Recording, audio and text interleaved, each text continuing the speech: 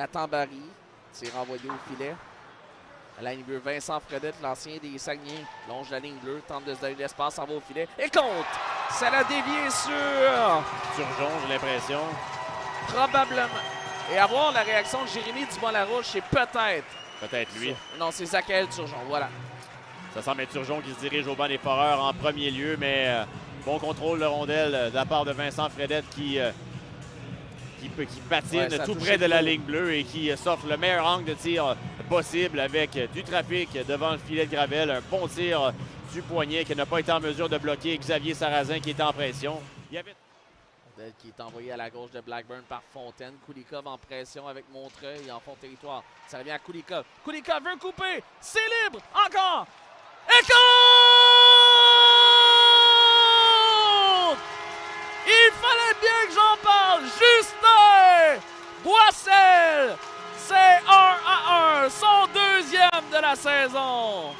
Et c'est vraiment un bel effort collectif de la part du quatrième trio de l'Armada. Et pourquoi pas un but de la part de l'unité de soutien. Et ça, crédit à Tommy Montreuil. C'est lui qui remporte la bagarre en fond de territoire face à deux joueurs des Foreurs. Ensuite, c'est Kulikov qui amène cette rondelle-là tout près de la peinture bleue du gardien de but, le Blackburn. Un premier tir, un deuxième, et c'est sur le troisième lancé, même peut-être le quatrième, que Boissel n'a pas bougé. Larouche, sortie interceptée par Streulet, fait circuler, ça touche la main de Larouche. Ça revient à Swan. Swan, c'est un bel arrêt de Blackburn à bout portant sur James. Pression sur Doucet. Il essaie un coup de bâton et ça fait perdre le contrôle à David Doucet qui se débarrasse de la rondelle et Boissel va aller chercher le disque en premier. Il pense qu'il va rejoindre Streulet. Streulet coupe un tir deux fois et c'est bloqué par Blackburn. Il a annoncé que Tommy Montreuil obtient une passe sur le but. C'est un troisième match de suite avec un point pour Montreuil. Même chose pour Kulikov. Sarrazin coupe au filet et compte!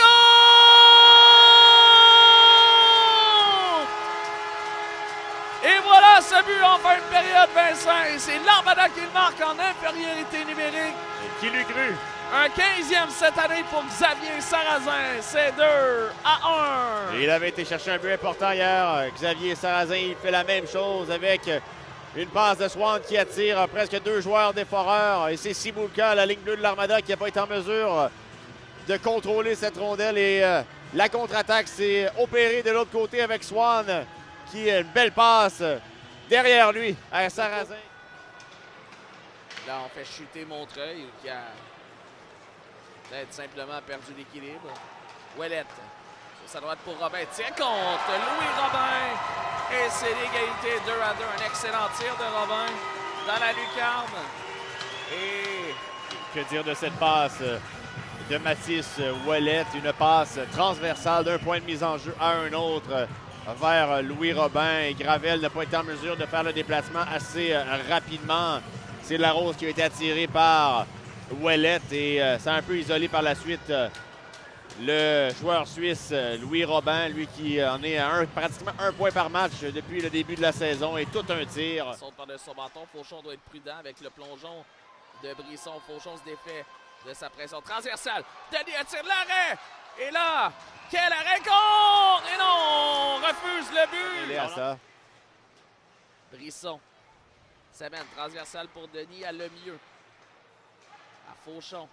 Longjour. Brisson, retour et compte!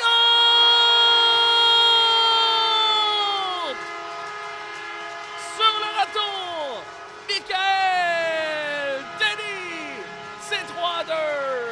Et on le sentait venir, ce but de Michael Denis. On le cherchait, le tir sur réception du joueur de 19 ans de l'Armada. C'est Fauchon qui a orchestré le tout avec une passe devant le filet à Sarrazin. Je ne suis pas convaincu que Fauchon va récolter de points. C'est ça, sur la dernière séquence, mais c'est lui qui a orchestré le tout avec une passe rapide à Sarrazin. La première période. Ouellette, contré par Swan. Swan veut pousser devant, c'est intercepté, ça a touché le patin. Beauregard. En va au filet contre Charles-Antoine Beauregard. Et c'est 3-3. Gravel s'est fait surprendre par ce tir du côté du bouclier et c'est 3-3. Et un tir vraiment sans avertissement de la part de Charles-Antoine Beauregard qui tentait tout près du point de mise en jeu à la gauche de Charles-Édouard Gravel de s'emparer, de contrôler cette rondelle-là. Un coup que c'est fait, il n'hésite pas tout de suite. Un bon tir du poignet avec écran devant Charles-Édouard Gravel qui a été surpris par la qualité de ce tir. Il y avait Sarrazin qui était tout Sans près. regarder, c'est des 3 fois sur 22 tirs. Turgeon passe dans l'enclave. Il est là. Ça vient à la pointe à Lagacé contre Antoine Lagacé. C'est 4-3 Val-d'Or. Et là, celui-là est excessivement frustrant à accorder pour l'Armada de Blainville-Boisbriand. Mais on a eu chaud tout près du filet à 2 reprises.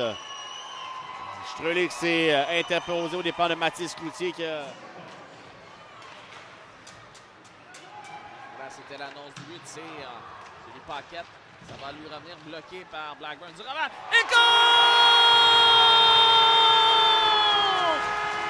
Un premier en carrière pour Tabar Paquette. C'est 4-4. Il te l'a dit, Vincent, hier. Ah, j'ai hâte de le marquer, mon premier. Voilà, c'est fait. Le lendemain après-midi. Et on a senti le sentiment d'urgence aussitôt chez l'Armada de Blainville-Boisbriand. Paquette qui a une première chance avec un tir. La rondelle se retrouve aux abords du filet sur le ruban du bâton de Alexis Brisson qui va d'une belle passe derrière lui vers Paquette en attirant 2 couvreurs des Foreurs. Pour Paquette. Paquette à Blais. La ligne de Strelé. Strelé. C'est goal! Maximilian Strelé sur le 50e tir au filet dans ce match. Quel tir! Son 3e de la saison. Et depuis le début du match, les défenseurs, les attaquants des Foreurs ont beaucoup de difficultés à lire ce que va faire Max Strul en contrôle de la rondelle, tout près de la ligne bleue. Et encore une fois, une belle feinte pour se défendre la couverture. Il prend son temps pour trouver la meilleure ligne de tir possible. Et tout un